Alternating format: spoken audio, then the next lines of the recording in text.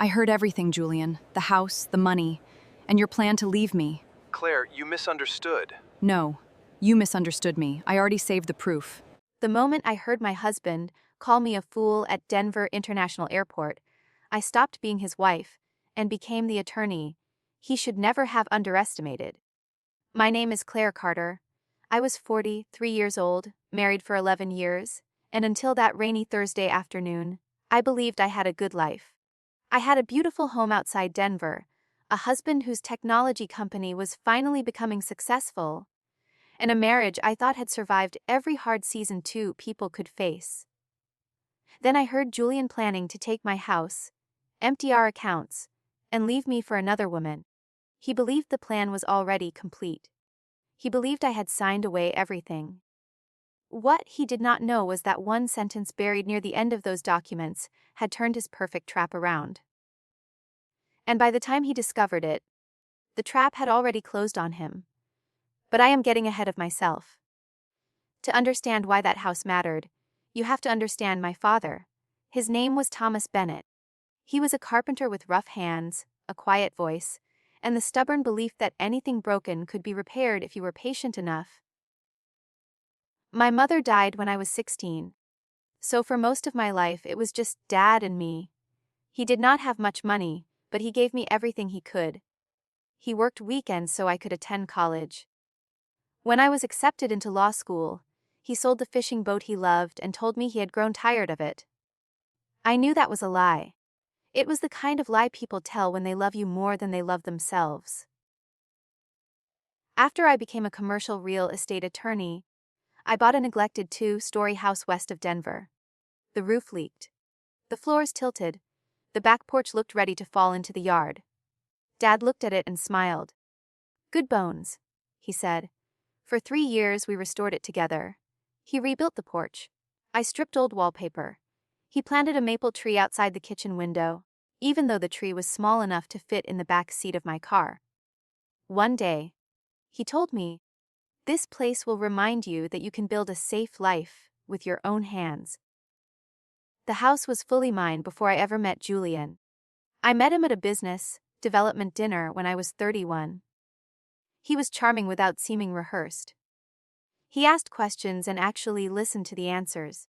At the end of the evening, he walked me to my car in the snow and brushed ice from my windshield with his expensive leather gloves. For years, he was kind. That is the part people find difficult to understand after a betrayal. They want the villain to have always looked like a villain. Julian did not.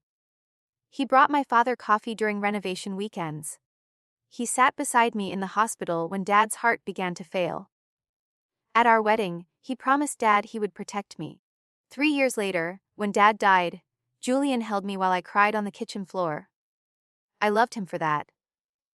Maybe that was why I ignored the small changes when his company, Carter Dynamics, began making serious money. Julian became impatient. He bought suits that cost more than my first car. He started taking calls outside. He criticized the house he had once praised, saying it was too old for the image he needed to project. Still, I defended him. Success brought pressure, I told myself. Investors demanded results. Employees depended on him. And I was not merely his wife. I had helped him build the company. I left private practice after 12 years because Julian said Carter Dynamics needed someone who understood contracts, property, and risk. I negotiated the lease on its first office. I reviewed vendor agreements. I found errors that saved the company hundreds of thousands of dollars. Julian called me his secret weapon when we were alone. At public events, however, he introduced me as the wife who had retired early. That should have warned me. Instead, I told myself I did not need applause. I knew what I had contributed. About 6 months before the airport, Julian began talking about refinancing our house. He said the company needed temporary collateral for an expansion. The risk would be minimal, he promised, and the loan would be repaid after a new investment round. I refused. The house was not a business asset. It was my inheritance in every way that mattered. Julian apologized for asking, and did not mention it again for several weeks. Then one evening, he placed a thick packet on our dining room table. "Routine estate planning," he said. The insurance company needs everything updated before the funding round. He had marked several signature lines with yellow tabs. Just sign these tonight. The courier is coming in the morning. I looked at him over my reading glasses. You married an attorney, Julian. He laughed and kissed my forehead.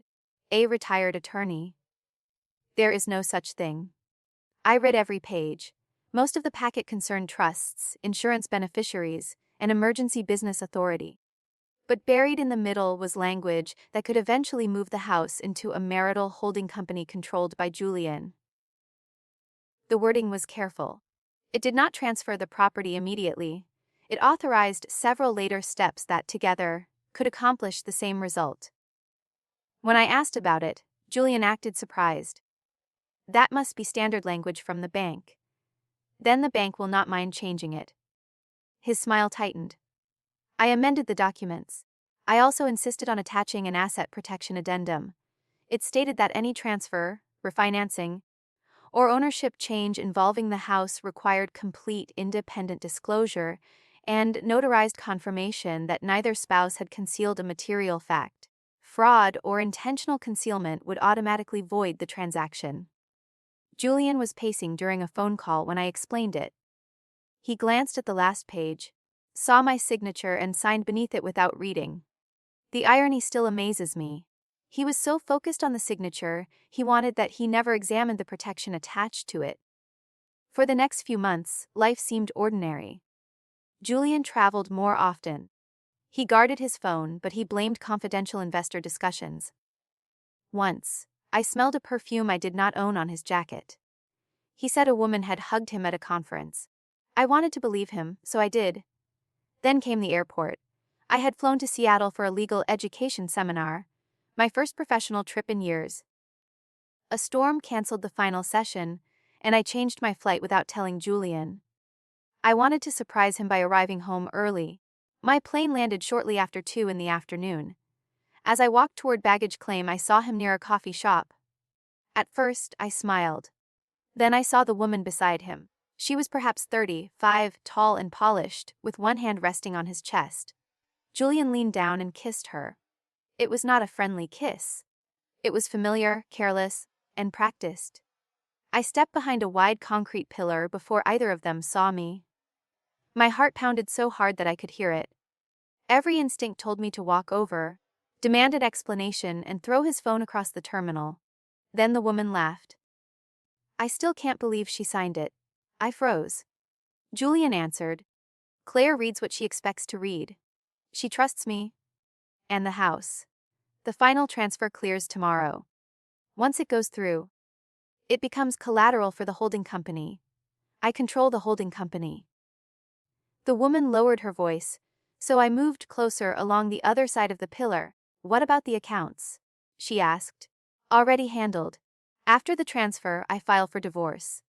She'll spend years trying to untangle it. By then, the money will be gone. She laughed again. That fool is about to lose everything. I took out my phone and started recording. My hands were shaking, but I held the microphone toward them. Julian continued. No house. No company access. No money. Quick and clean. And then you and I stop hiding. I recorded nearly 4 minutes. They discussed a hotel in Aspen, an apartment Julian had considered buying for her, and a shell company called Summit Meridian. Then they walked toward the parking garage with his hand resting on her lower back. I remained behind the pillar until they disappeared. I did not cry. Not yet. Crying could wait. Evidence could not. I collected my suitcase and took a rideshare to the airport's long-term lot, where my car had been parked. Before leaving, I uploaded the recording to 5 separate accounts. I emailed it to myself.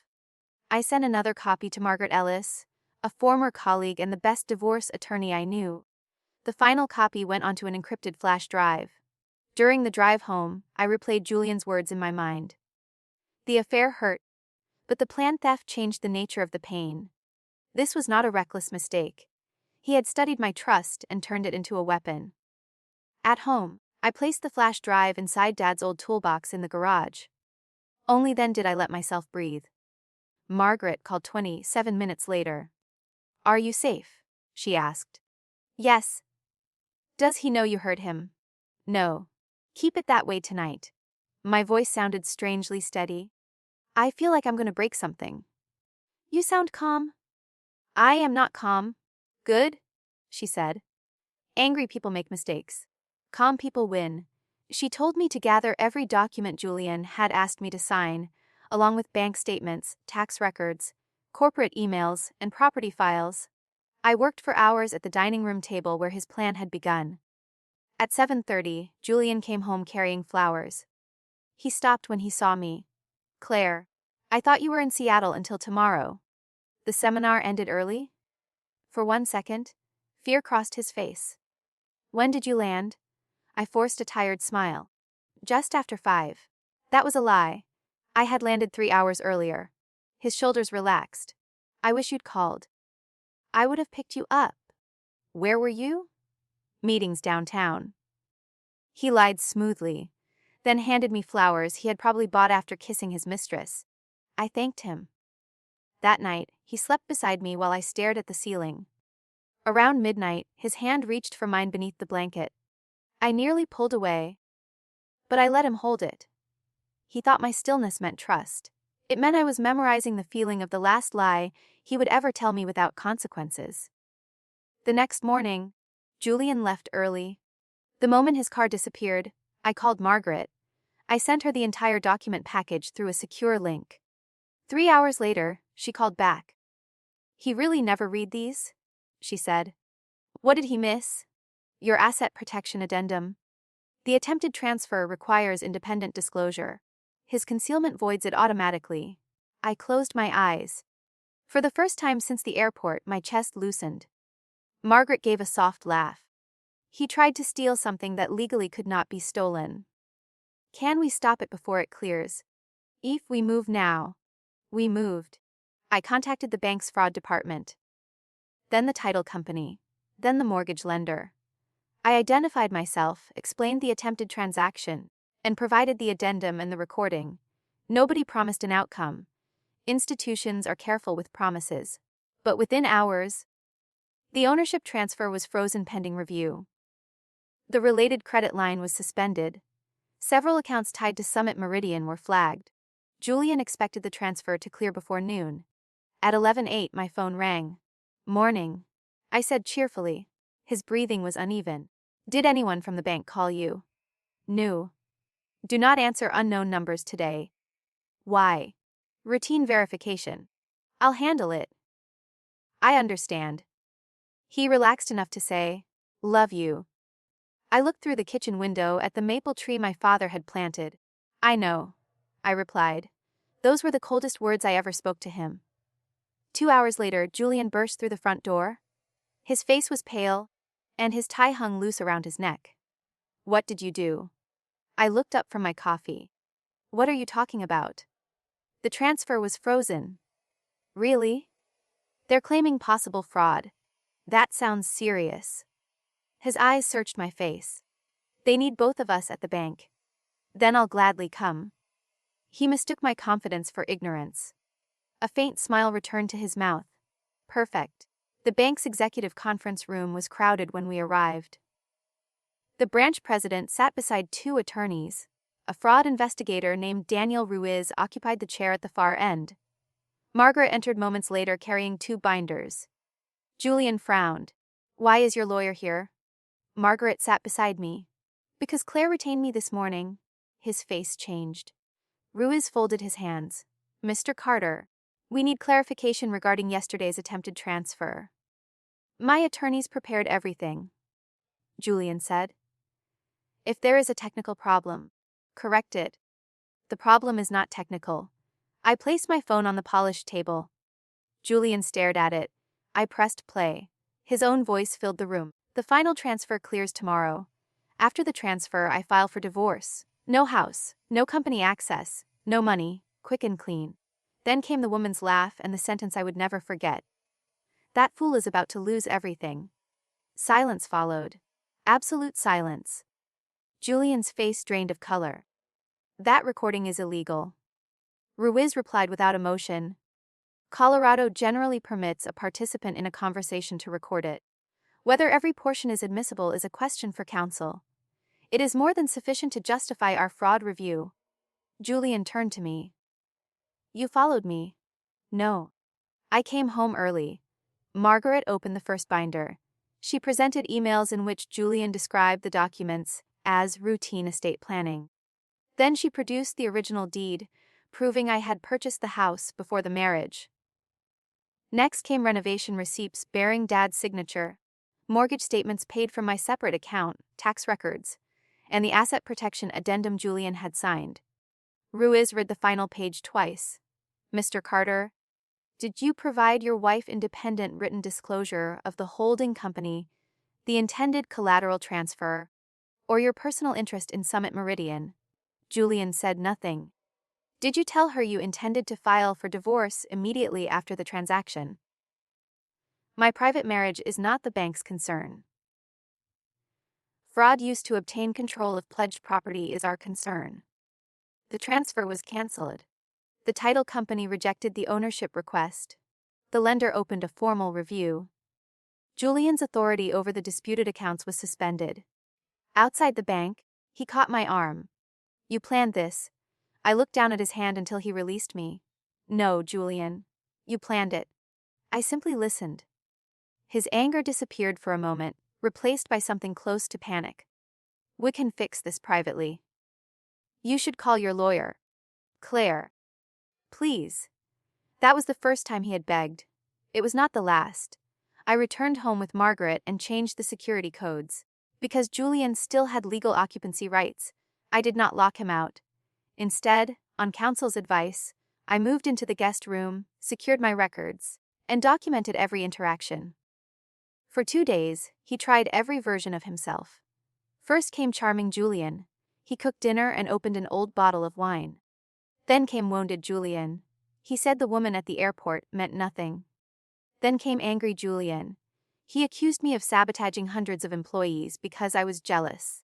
Finally came honest Julian, or as close as he could get. I deserved more control, he said. I built that company. We built it.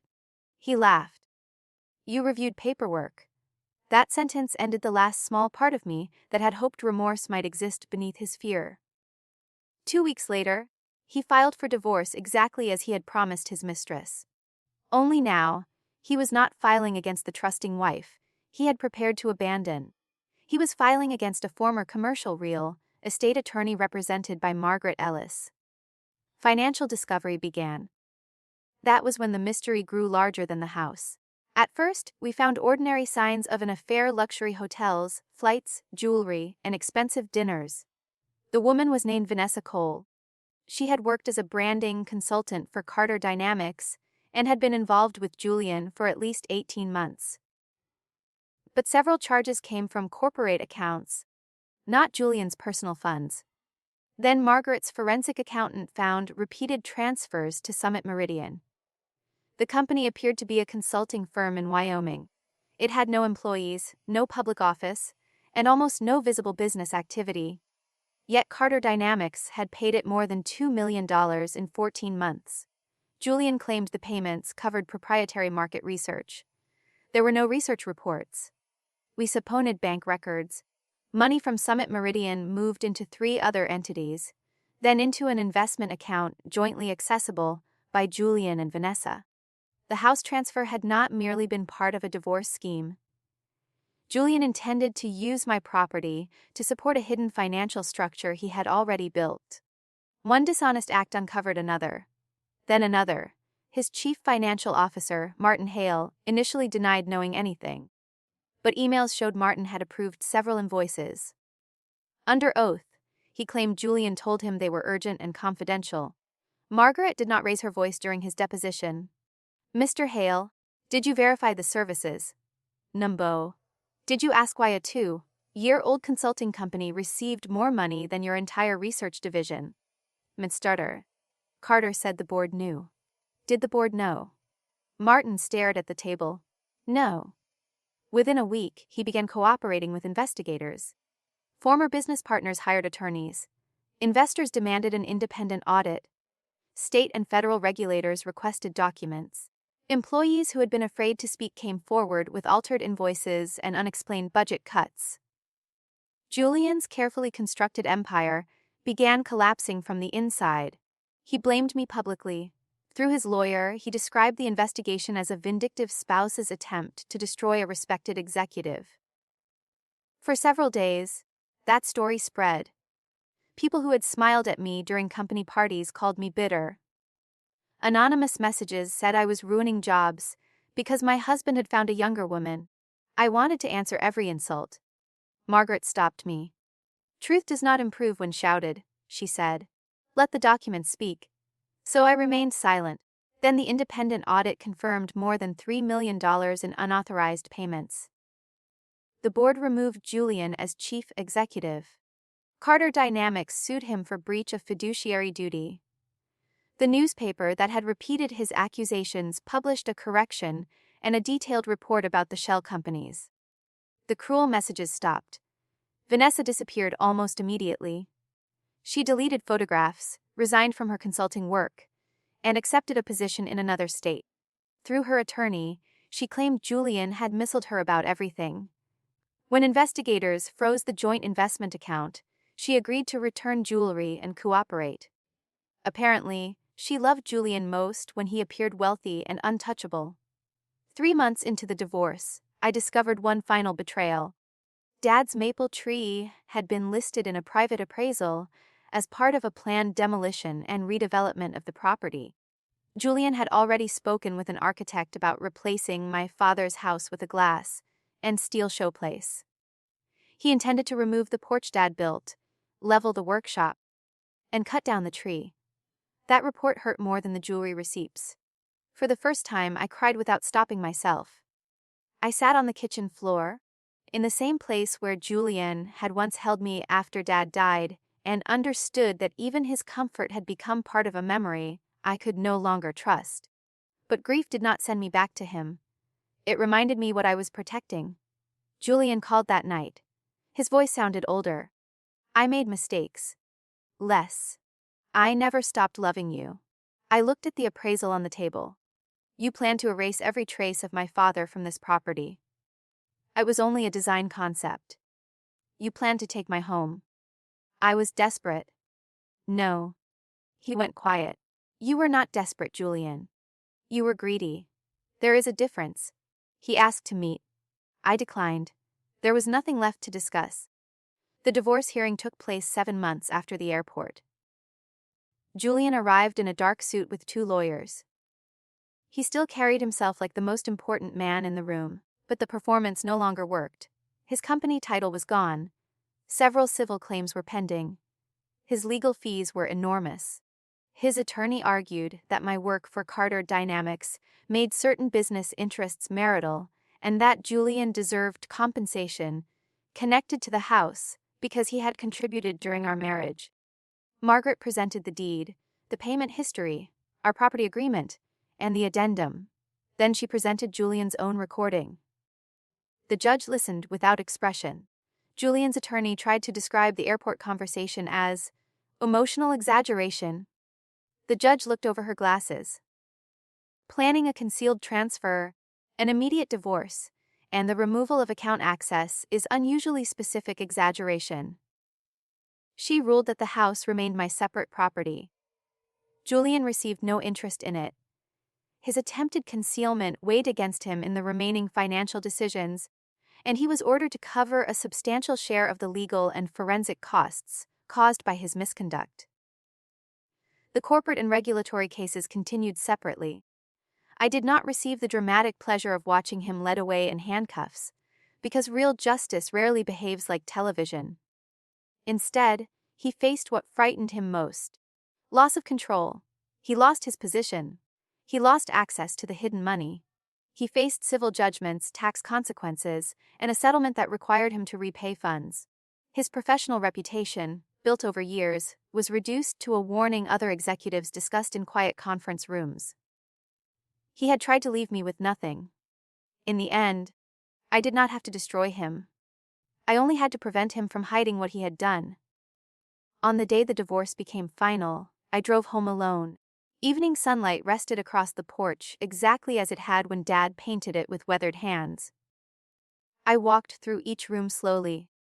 The hallway still creaked near the stairs. The kitchen window still looked over the maple tree, now tall enough to shade half the yard. The workshop still smelled faintly of cedar. I opened Dad's toolbox and found the encrypted flash drive beneath his old measuring tape.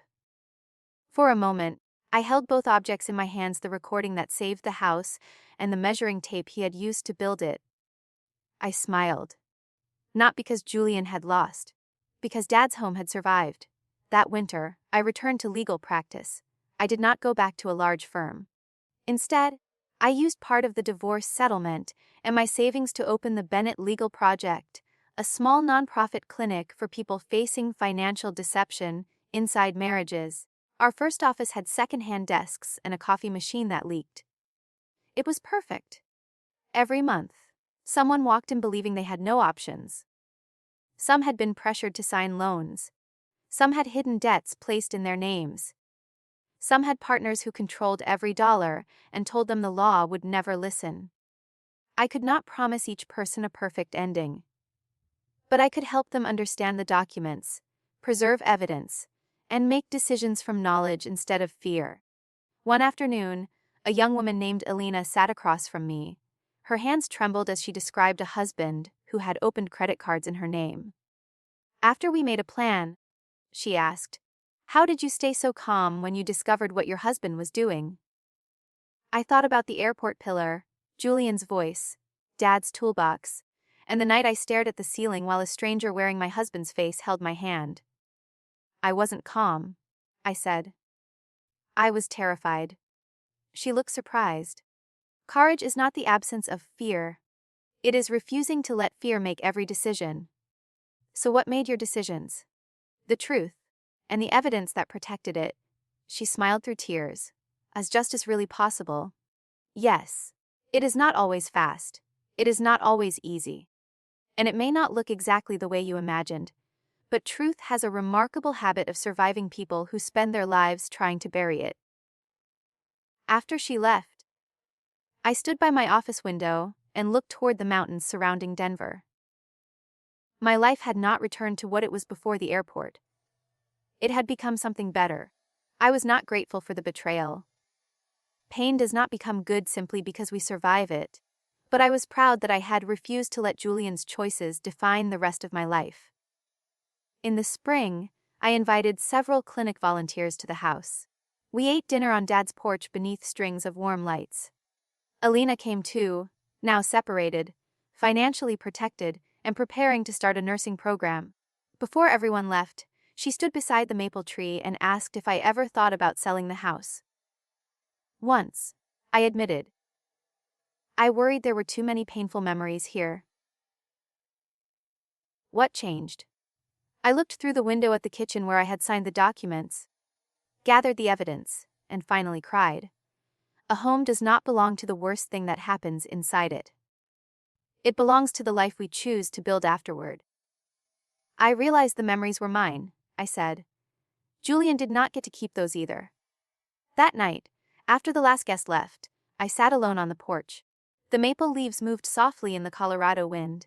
For years, I had believed revenge would feel like watching Julian suffer. It did not. His downfall gave me no joy. The real satisfaction came from something quieter. My name remained on the deed, Dad's tree remained in the ground, and my future remained in my own hands. Julian's greatest mistake was believing silence meant weakness. Sometimes silence is the sound of someone gathering proof. Sometimes the person standing quietly in the background is already writing the ending. And sometimes the trap built to steal your life becomes the doorway through which you finally reclaim it. I did not win because I ruined my husband. I won because when he tried to erase me, I signed my own name beneath the truth and made it impossible to erase.